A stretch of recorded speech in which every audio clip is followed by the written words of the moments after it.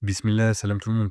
Aujourd'hui, on continue sur notre lancée de réponse à la critique émise par un docteur en finance islamique à l'encontre de mon livre Bitcoin est-il obligatoire en islam? Pour rappel, livre que vous pouvez télécharger gratuitement, donc je vous mets le lien comme d'habitude dans la description. C'est un livre d'une soixantaine de pages entièrement gratuit qui vous donnera une vision complète sur la monnaie, sur l'histoire de la monnaie, sur le rôle de la monnaie en islam et comment Bitcoin a un rôle crucial à jouer dans ce contexte-là. Donc n'hésitez pas à le lire, il est entièrement gratuit, il vous permettra de vous forger votre, propre opinion et vous apprendrez, énormément de choses, je pense. En tout cas, vous en sortirez avec une vision, vraiment complète sur ce sujet-là. Et donc, on répond, à notre docteur qui, nous a mis une critique très complexe, très complète, pardon, sur ce livre et qui nous avait fait une remarque en plusieurs points et donc là, on attaque son point numéro 7, il me semble. Donc comme d'habitude, je vais le lire, je vais vous l'afficher à l'écran et ensuite, on en discute. J'ai pris quelques notes et on en discute, juste après pour, éclaircir. Alors allons-y, bismillah. La critique de notre professeur, de notre docteur est juste ici, critique numéro 7. Les vraies objections islamiques que tu balayes. Tu traites les objections juridiques comme si c'était de simples détails techniques, mais ce sont des problèmes de fond.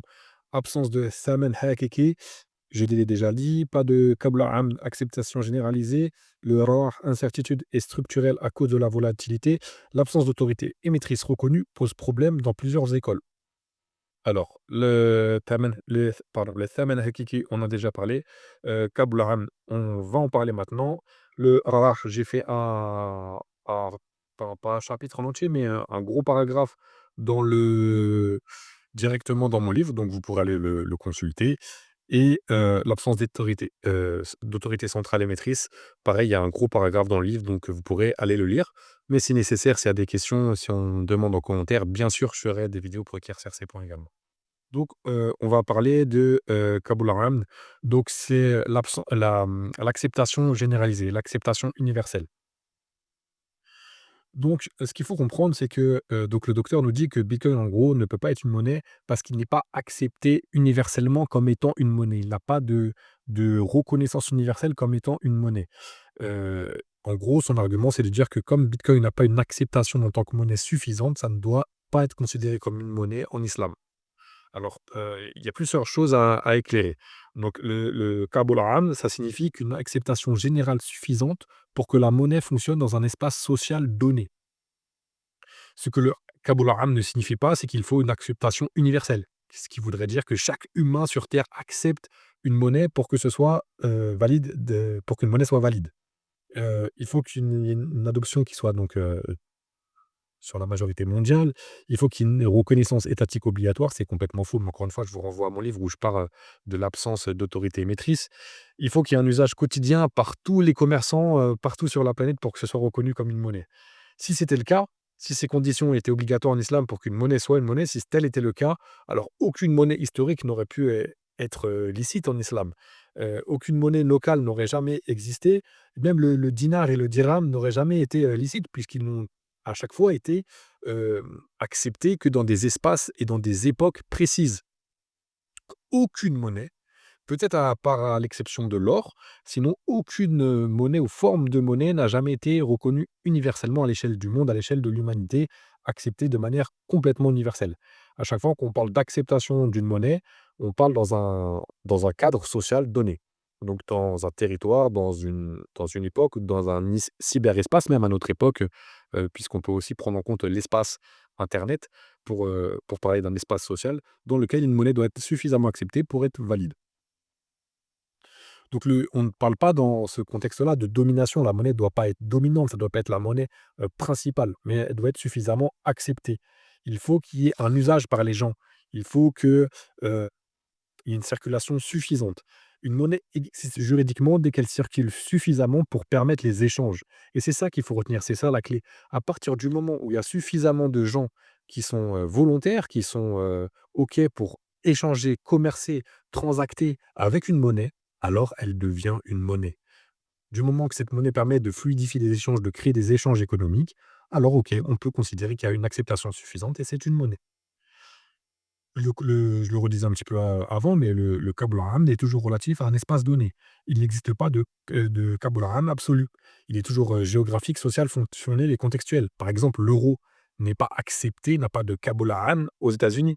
L'euro est accepté dans, allez, un peu partout dans le monde, bien sûr, mais principalement, sa zone d'influence, sa zone d'acceptation économique va se trouver, en Europe, dans la zone euro. Pareil pour, alors le dollar, c'est différent, c'est un petit peu la monnaie, universelle. Je fais d'ailleurs, j'en parle longuement dans mon livre, dans l'histoire de la monnaie et de l'histoire, du coup, du dollar, moderne et du problème que ça pose.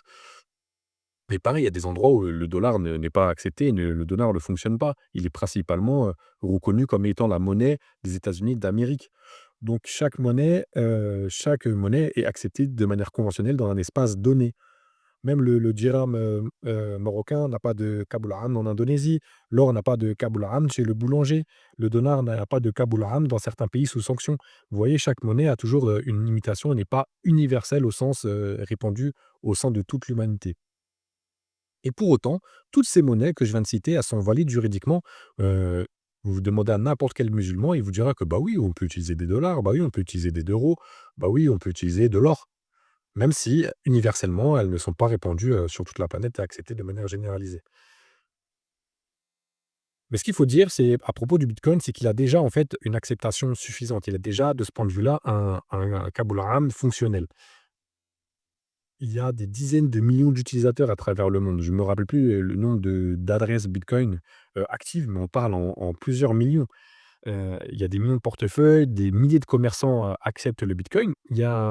Alors je vous mettrai le lien dans la description.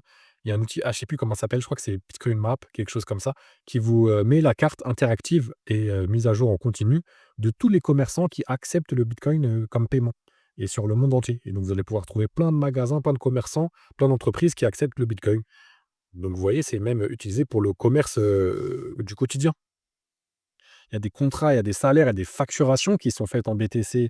Il y a des États et des collectivités qui l'acceptent. Il y a des entreprises et même des, oui, là, des États qui font des réserves en Bitcoin, qui investissent une partie de leur trésorerie en réserve de Bitcoin. Il y a les prix sont publics, sont connus, sont transparents, sont continus. Il y a un marché qui s'est organisé tout autour du Bitcoin pour l'acheter, le vendre, pour l'échanger. Il y a une liquidité mondiale permanente, c'est-à-dire qu'à n'importe quel moment de l'année, de la journée, vous pouvez venir échanger du Bitcoin contre autre chose, contre des dollars, contre des euros, contre n'importe quoi d'autre. Il y a suffisamment de marché pour ça. Et en fait, c'est même le marché le plus liquide au monde puisque tous les autres marchés ont des dates et périodes d'ouverture et de fermeture.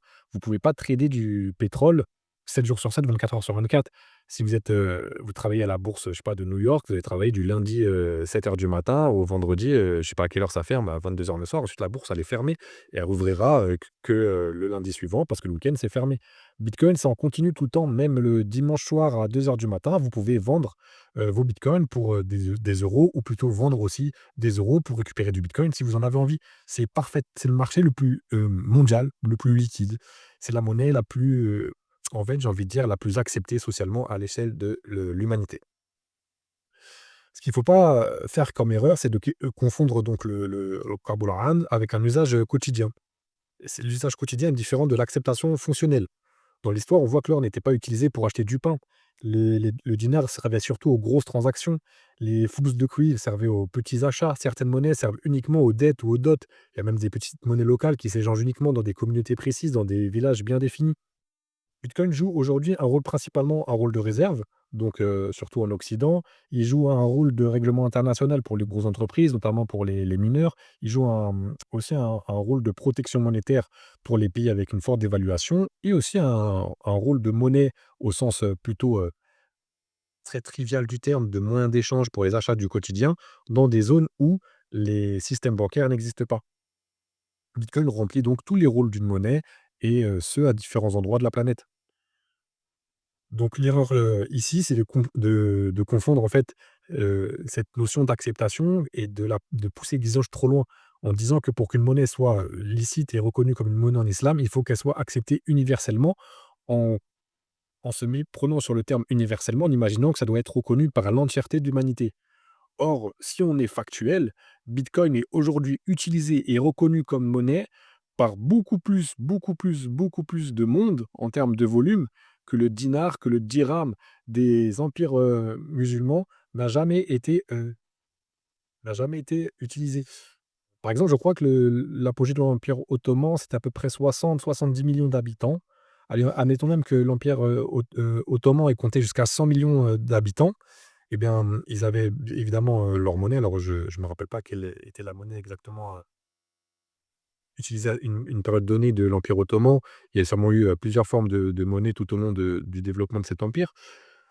Mais aujourd'hui, on voit que le bitcoin, en fait, est reconnu et utilisé comme monnaie par plus de monde que ça, par peut-être 200, 300, 400 millions d'utilisateurs. Donc en termes de volume d'acceptation, le bitcoin est même plus reconnu conventionnellement, universellement que, n'ont pu l'être les monnaies, à l'apogée des empires musulmans. Donc bitcoin remplit cette, condition et bitcoin, de ce fait, doit être considéré comme une monnaie, ne pas confondre acceptation, universelle. Ne pas confondre acceptation suffisante pour, être considéré comme une monnaie avec acceptation universelle en tout lieu, en tout temps et pour toute l'humanité. Merci beaucoup et on revient très bientôt pour, une réponse à ces derniers points de critique, cette série est bientôt finie donc je vous remercie de vous être accrochés et il reste encore une ou 2 vidéos et ensuite, on passera à d'autres sujets inch'Allah. Salam.